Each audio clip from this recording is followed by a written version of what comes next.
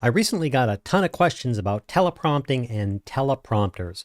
I don't always use a teleprompter, as I like to do off the cuff, from notes, and using a teleprompter because I want to be able to do all three and not fall out of practice. I've made plenty of other videos on this, but decided to give you the quickest tips I know for using a teleprompter and the easiest to use, which is your phone. The teleprompting app I use on my phone is simply called Teleprompter. There's a free version and a paid version. I use the paid version. You'll see why in a moment. No, I don't get paid by them, nor do I have an affiliate link. If I'm doing a fairly complex video or a long series of course videos, I'll script it first in an email. I know, that sounds weird, huh?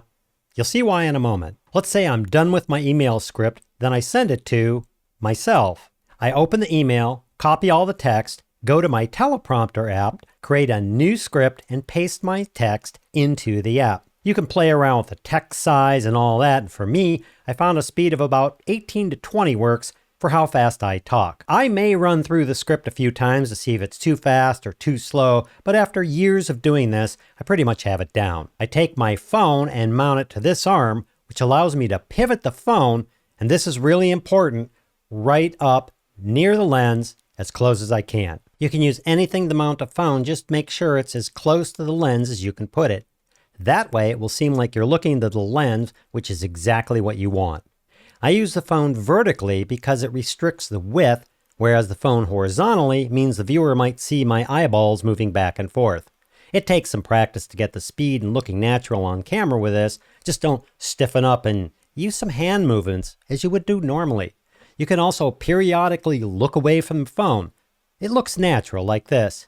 You know, one day I was thinking to myself, I should do a quick teleprompting video. If you really want to get snazzy or have more control over the teleprompting, you can buy the Pro version, and that lets you connect two devices. Here I'm controlling the speed of the app from my iPad, and if it gets too fast, I just tap to stop it and then tap again to continue. There you go, the poor man's teleprompting tips and tricks on how to use teleprompting.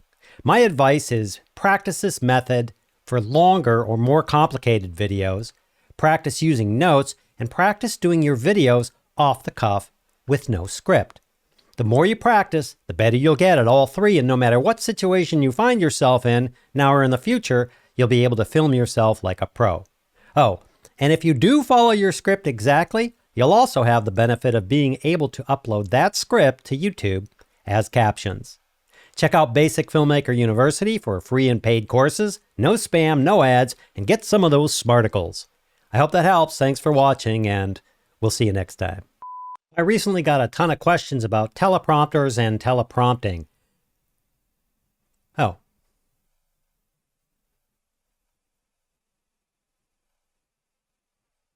I recently got some questions on teleprompting and teleprompters.